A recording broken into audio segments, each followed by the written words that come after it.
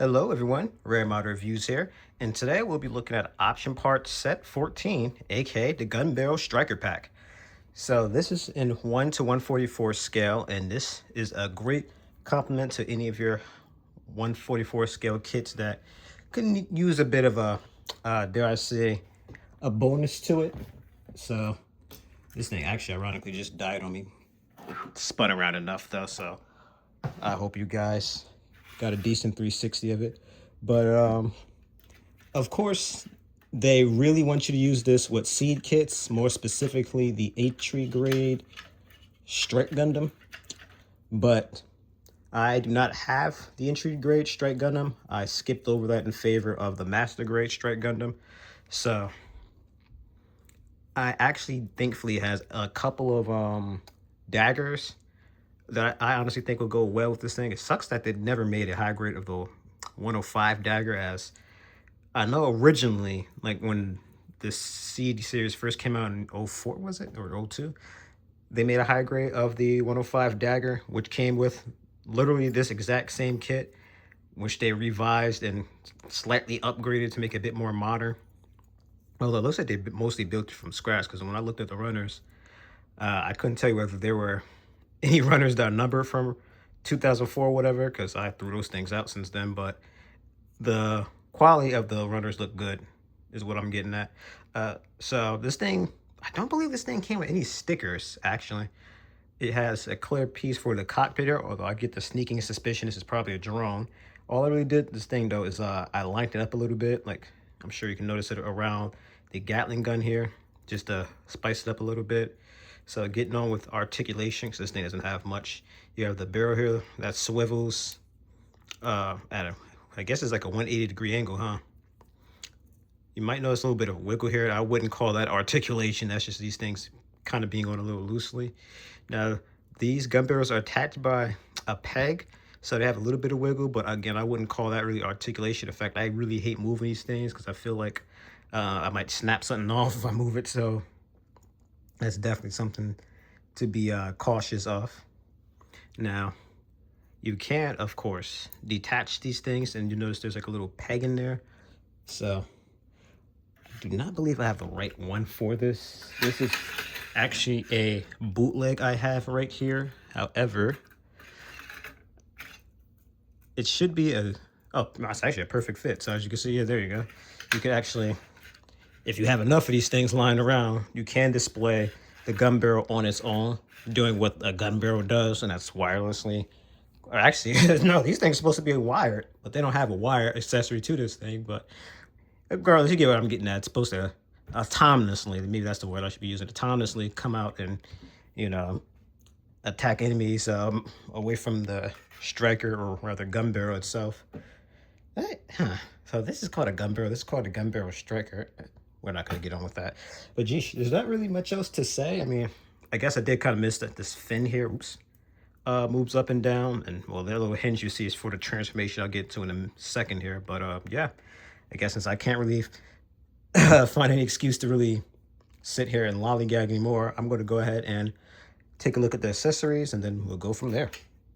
All right, so the accessories we have for these things are a couple of adapters that you'll be able to use to attach this thing to another high grade, or modern one I should say, because the way the high grades work is they all usually have a universal system for the backpacks, where it's either one peg the backpack is attached to, or two.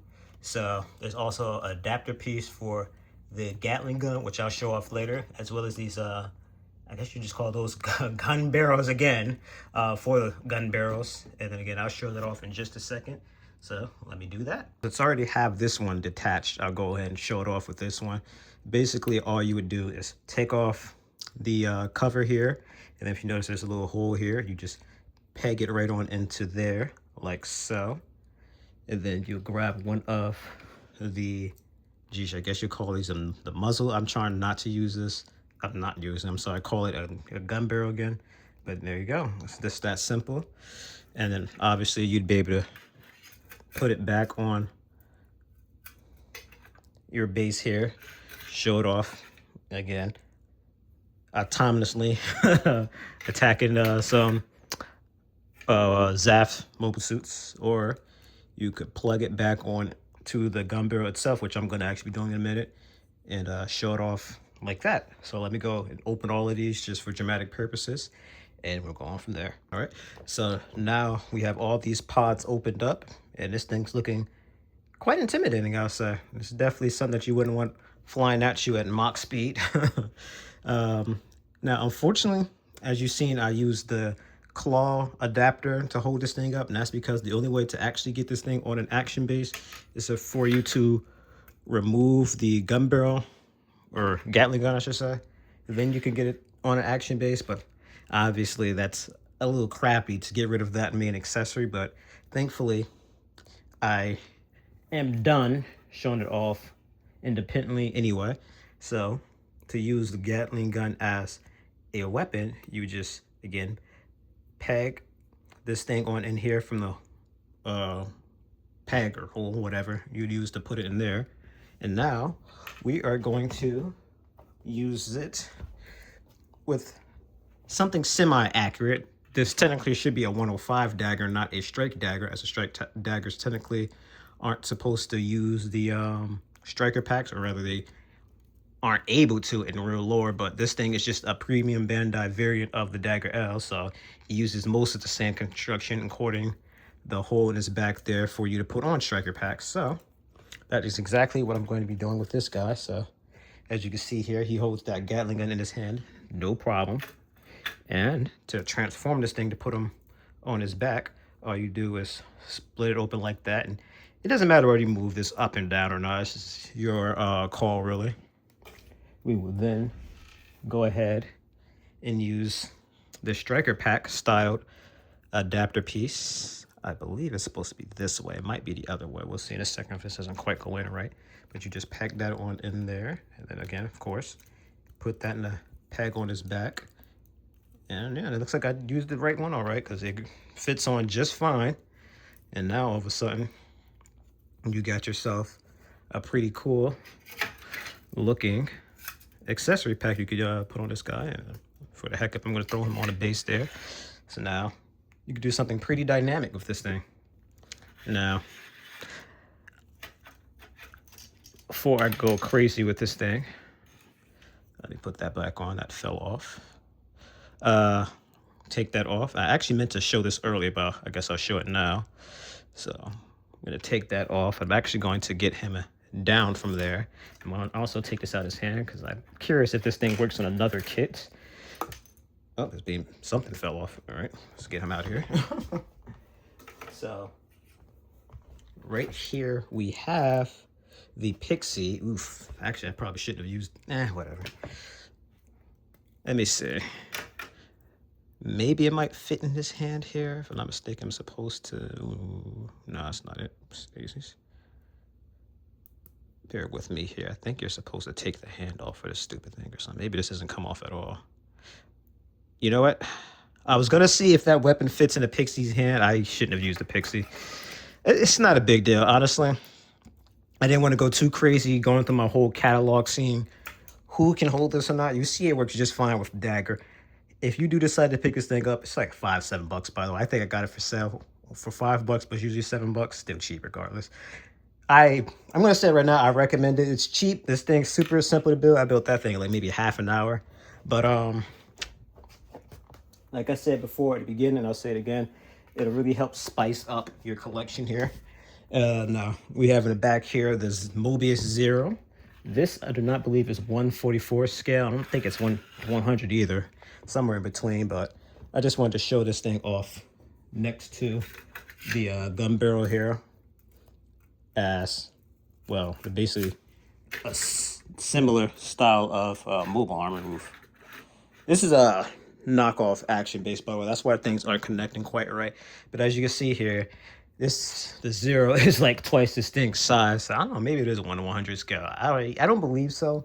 I don't think I ever looked at any of the Tamashii Nation stuff with 1-to-100, but regardless, there you go. So if you're ever curious what the Zero itself like the gun barrel, now you know.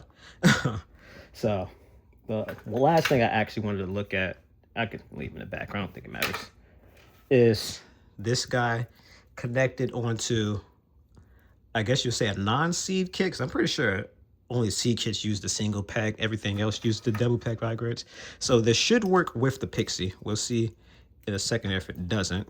As you can see, he has 2 holes in his back, 2 holes here, so this should work. I'm not gonna lie, I didn't test this, but yep, it looks like it works.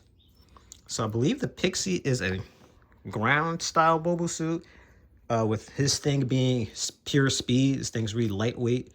Surprisingly, it does have a couple of thrusters on his feet. I think it has a little tiny backpack with a thruster or 2 on it. But for the most part, I couldn't see this thing being very useful in space. It'll probably do just about as well as the Unit 1 did in 0083 when Cole Rocky recklessly tried to use that thing in space. So in conclusion here, that's really about it. I don't think there's really anything else I missed. I'm pretty sure I covered all the bases here for this thing. So again, I like it. I'm glad I added to my collection. It definitely will help spice up some of my daggers, because this is what I plan on using them for. But of course, if you're into making custom builds or whatever, I'm imagining this thing could really help spice up whatever kits you might be dreaming up on using. Now, this is also something I want to ask you guys, because it's the first of these option part sets I ever got. So if you can make it out here, there are a few things on this thing that weren't used for the kit. I'm not sure what they are exactly. I couldn't see this being a variant of anything, because this is a standard release, not a P-Bandai. But this is what I had left over. So if you guys could take a good look at this, and if you ever built an options part set, I'd really appreciate if you could tell me what in the world these are for, so maybe I could put these things to use. But otherwise, again, I can't think of anything else to really drag this review on. Again, I highly recommend the Gunbarrel itself. I personally don't like it too much on the Pixie. The colors clash too much. But again, it's still pretty cool. And like I said, I'll probably primarily have this thing attached to my my strike dagger. I think it looked pretty cool on a strike dagger. But I could definitely see myself using it on its own as well. But again, thank you guys all so much for watching this. I actually wanted to mention, fun fact, instead of the Pixie, I was going to bring out the mass-produced New Gundam, because I actually finished building that thing like a day or 2 ago. However, I got a little too ambitious yesterday, and I already start adding on the Elysius onto that thing, so I didn't want to bring that thing out here with its giant crab legs type thing going on. It just felt wrong, so I left that thing back on my desk, and hopefully I'll be able to finish building that thing after this review. So I'll say next week I'll probably get on to going to reviewing, because I didn't mention it, but if you guys are wondering why I put out literally an unboxing like every day for a week straight, it's because I'm on vacation. So today's my last day of vacation, and I gotta go back to work. So I still have a few extra reviews I put out while I was on vacation that I'll try to space out, just to get you guys a few more unboxings, just to wrap it up, so again we could keep going with the reviews. And yeah, again, thank you guys all so much for watching. If you enjoyed this, you know exactly what to do. I also forgot to mention, I finally got a new lighting setup, so I'm still trying to figure out where to place this lighting to make everything look good. So right now it's like to the left of the screen here, so hopefully it's really making things nice and bright, helping with the quality of things. If it doesn't look too good, let me know. I'll try adjusting it. I have it on its brightest settings. Maybe I could try putting it a little closer, because it's pretty far from what I'll say right now from everything. Again, I have been doing reviews for years now, but I know nothing about lighting. So hey, if you guys think the quality looks bad and it could use some work, hey, give me some pointers so I can improve things. You know, I've been saying it for years, and I'll keep saying it until we get this thing right. So once we get the lighting right, I'll see about whatever adjustments I can do, and we can get these reviews looking as good as possible. Because I said it in my description on my channel page, and I'll say it here. You know, I like to think I have quite a few kits that not many people do reviews on, so the more the merrier. I say, get other opinions out there on something. So if you see a kit you're thinking about, but you want to see someone's opinion before you get it, you know, I like to be one of those people to help out, because I don't make money on these reviews. This is literally a hobby. Why do you think I keep mentioning my other job and whatnot? Because again, this isn't what I make money from. This is just, again, a hobby. I enjoy Gunpla, so naturally I might as well review them, right? It doesn't hurt to do it. But again, thank you guys so much for watching. If you enjoyed this, you know what to do, and I'll see you in the next unboxing video or review. Take care.